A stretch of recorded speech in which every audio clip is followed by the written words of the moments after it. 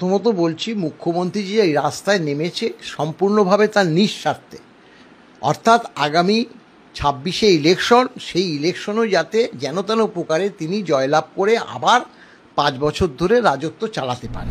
যে লড়াইটা করব, সেই লড়াই এই সরকারের বিরুদ্ধে করতে পারছি না, কারণ প্রতিহিংসা চরিতার্থ করছে, কর্মচারী সমাজকে বিভিন্ন জায়গায় ট্রান্সফার করে দিচ্ছে, মিথ্যে মামলা দিচ্ছে, যার জন্য আমরা আইনে লড়াইয়ের মাধ্যমে আজকে এই জায়গাটায় এসেছি।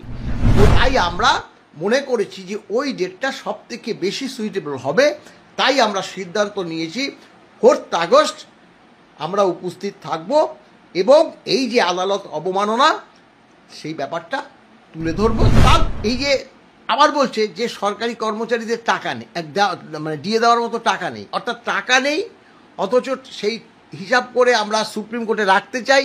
আবার বলছে 6 মাস সময় চাই, মানে একদম পরস্পর বিরোধী কথা। কতজন আসলো, আবার সম্পূর্ণভাবে ওখানে থাকলো কিনা সেসবগুলো আমাদের কাছে এনে দেখাতে হবে, তাহলেই তুমি মান্যতা পাবে নেতার এবং যা ইচ্ছে তাই করার ক্ষমতা পাবে। প্রথমত বলছি, মুখ্যমন্ত্রী যে এই রাস্তায় নেমেছে সম্পূর্ণভাবে তার নিঃস্বার্থে, অর্থাৎ আগামী 26-এ ইলেকশন, সেই ইলেকশনও যাতে যেন তেন প্রকারে তিনি জয়লাভ করে আবার 5 বছর ধরে রাজত্ব চালাতে পারে। এর মধ্যে বাঙালিদের কোনো যে সুরাহা হবে সেরকম বার্তা আমরা দেখিনি। বাঙালিদের স্বার্থে শান দিচ্ছেন ভোটের জন্য একদম সম্পূর্ণ। কারণ যদি স্বার্থটা দেখতো তাহলে যে এই যে এসএসসি নিয়োগ এবং আমাদের যে ডিএ মামলা, এই মামলা দুটো প্রথম সর্বাধিকার দেওয়ার উচিত ছিল মুখ্যমন্ত্রী। তিনি কি করলো? শিক্ষার ব্যাপারটা তো ছেড়ে দিন, যেটা তারা বলবে এবং বলছেও। আমরা এই যে ডিএ মামলার ক্ষেত্রটা যে আমরা লড়াই করেছি, আইনি লড়াই, কারণ এখানে রাস্তায় নেমে লড়াই করার তো আমরা যে লড়াইটা করব সেই লড়াই এই সরকারের বিরুদ্ধে করতে পারছি না, কারণ প্রতিহিংসা চরিতার্থ করছে, কর্মচারী সমাজকে বিভিন্ন জায়গায় ট্রান্সফার করে দিচ্ছে, মিথ্যে মামলা দিচ্ছে, যার জন্য আমরা আইনে লড়াইয়ের মাধ্যমে আজকে এই জায়গাটায় এসেছি। কোন জায়গাটায় এসেছি না, 10 বছর লড়াই করে সুপ্রিম কোর্ট থেকে আমরা ডিএ মামলার রায় আদায় করেছি। ডিএ মামলার রায় আদায় করেছি, অর্থাৎ all India consumer price index অনুসারে বছরে যে 2 কিস্তি মহার্ঘ ভাতা সেটা দেওয়ার আইনটা আমরা অধিকার করেছি সর্বোচ্চ আদালত থেকে। এবার দেখুন, দেশের তো আইন আদালত বলে তো একটা কথা আছে। সর্বোচ্চ আদালত রায় দিয়েছে 1.5 মাস অর্থাৎ 6 সপ্তাহের মধ্যে। প্রথমে 50% বলেছিল সরকার, তার মাজা ভেঙে যাবে বলে সেটাকে কমাতে বলে সেখানে 25% করেছে। আগে 25% দিন, তারপরে আপনাদের কথা শুনবো, এবং সেটা 6 সপ্তাহ বা 1.5 মাসের মধ্যে দিতে হবে। মামলার রায়টা বেরিয়েছিল 16ই মে 2025, সেটা 1.5 মাস আমরা যে লক্ষ্য করেছি তাতে 27শে জুন শেষ হয়েছে, কিন্তু সরকার একদম হাত গুটিয়ে বসেছিল। 26শে জুন পরে 27শে জুন এসছে একটা MA অ্যাপ্লিকেশন, মডিফিকেশন অ্যাপ্লিকেশন যাকে বলে, সেটা ইমেল করে আবার হাত গুটিয়ে বসে আছে। আমরা দেখুন, যেহেতু রাজ্য সরকার সর্বোচ্চ আদালতের রায় মানেনি, আমাদের যে কর্তব্য, আমাদের যে কাজগুলো আমরা করে রেখেছি।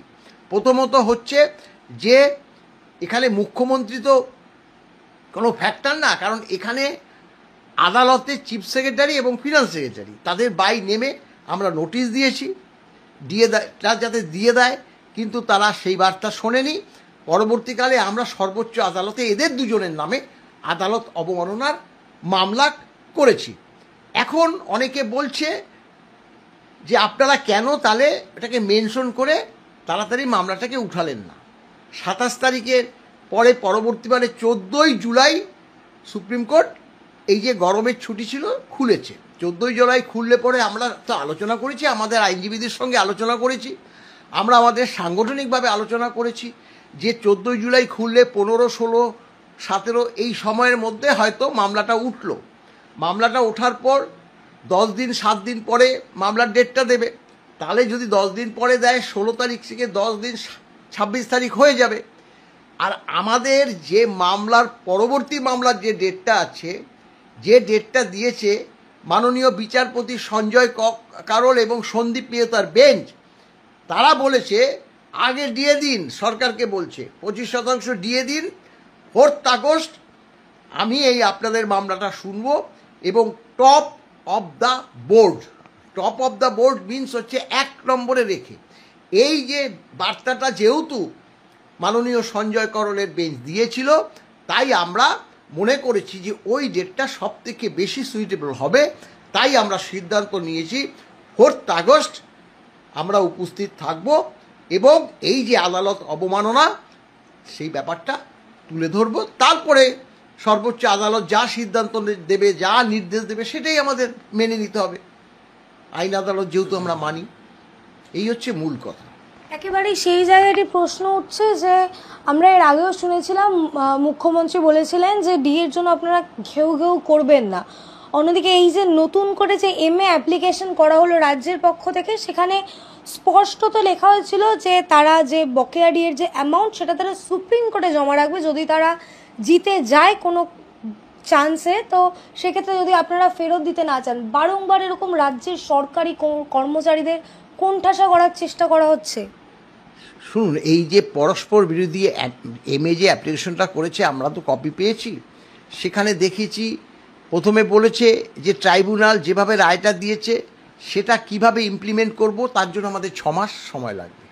পরবর্তীকালে আবার বলছে যে রায়টা সম্পূর্ণতা পায়নি, অর্থাৎ কমপ্লিট হয়নি, একটা পার্ট বলুন বা ইন্টারিম অর্ডার দিয়েছে, তাহলে আর এখনও বাকি আছে। বলো সম্পূর্ণ অর্ডার প্রকাশ পেলে যদি আমরা জিতে যাই, তাহলে এই যে 25% দেব, তাহলে কর্মচারী সমাজের কাছ থেকে সেই টাকাটা আর আদায় করতে পারবো না। তাই এই 25% আমরা সুপ্রিম কোর্টে রাখতে চাই। এই যে আবার বলছে যে সরকারি কর্মচারীদের টাকা নেই, মানে দিয়ে দেওয়ার মতো টাকা নেই, অর্থাৎ টাকা নেই, অথচ সেই হিসাব করে আমরা সুপ্রিম কোর্টে রাখতে চাই। আবার বলছে 6 মাস সময় চাই, মানে একদম পরস্পর বিরোধী কথা। আমরা সেটা মনে করছি নিশ্চয়ই সর্বোচ্চ আদালতও সেই নিয়ে বলবে। হ্যাঁ, সেটা সর্বোচ্চ আদালত কি বলে সেটার দিকে আমরা কেন সামগ্রিকভাবে কর্মচারী সমাজ তাকিয়ে আছে এই পরস্পর বিরোধী কথার জন্য। অর্থাৎ সরকার ডিএটা কিছুতেই দিতে চাইছে না, কিন্তু আমরা তো আমাদের তো প্রশ্ন সর্বোচ্চ আদালতের কাছে, প্রশ্ন দেশের কাছে প্রশ্ন, যেখানে আমরা একটা আইন আদালত করে ডিএ যে রায়টা আমরা নিয়ে এসছি, তাহলে সেটা কেন মান্যতা দেবে না একটা রাজ্য সরকার? এবং যেখানে all India consumer price index অনুসারে অধিকাংশ রাজ্য সরকার দিয়ে দেয়, কেন আমরা পাবো না? এবং সবথেকে বড় প্রশ্ন যেটা আমরা বারবার করছি, তিনি বাঙালিদের জন্য রাস্তায় নামছেন। এই যে যারা অবসরপ্রাপ্ত 70, 75, 85, 90 বছর, তারা বারবার আমাদের কাছে প্রশ্ন করছে, কারণ মুখ্যমন্ত্রীর কাছে প্রশ্ন করে তো তার উত্তর পাওয়া যাবে না। মলয়বাবু, শ্যামলবাবু, আমরা কি ডিএটা পাবো? আমরা কি এই জীবদ্দশায় ডিএটা পাবো?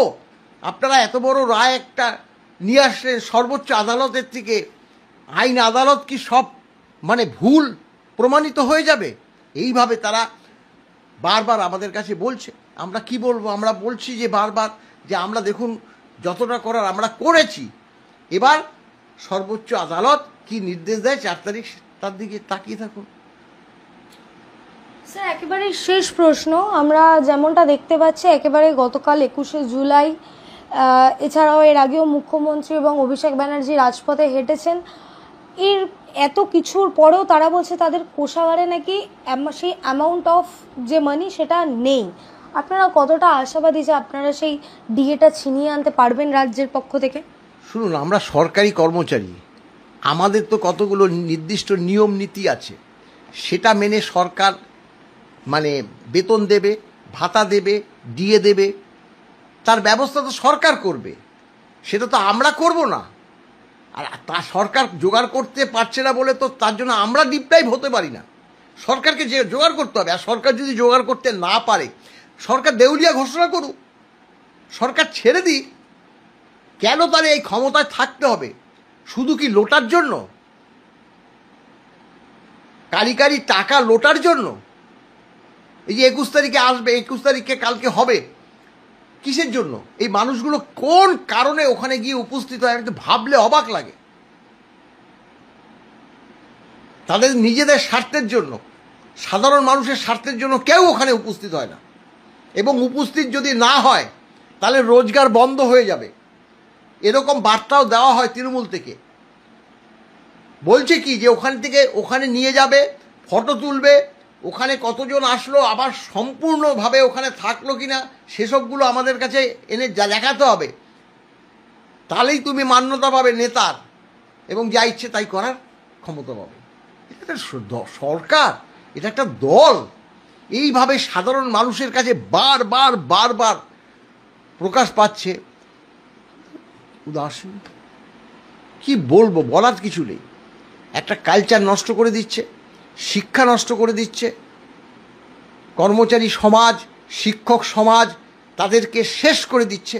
আজকে ভাবুন, আমি চাকরি করতে করতে যদি বেকার হয়ে যেতাম, আমার মানে সন্তান সন্ততি, আমার সহধর্মীকে নিয়ে আমি কোথায় যেতাম? এটা তো এখন এই এসএসসি মানে চাকরির ক্ষেত্রে হয়েছে। তারা চাকরিটা পেল কেন? যদি হ্যাঁ দুর্নীতি করেও যদি কেউ পায়, তার জন্য দায়িত্ব 100% সরকারি। তোমরা সেভাবে নিয়োগ করতে পারোনি, তোমরা সুযোগ দিয়েছো, ওদের থেকে টাকা কালেক্ট করার সুযোগটা তোমরা দিয়ে দিয়েছো। এখন তোমরা যদি বলো যে না, আদালত যা বলেছে সেটাই আমাদের মেনে নিতে, আদালত তো বলবে, আদালত তো আইন দেখবে, আদালত তো আবেগ দেখবে না, কে খেতে পারছে। তাহলে এই যে সরকারের টাকা নেই, আদালত দেখবে? আদালত তো দেখেন, কেন দেখবে? তাহলে তো আদালত দেখতো এই শিক্ষকগুলো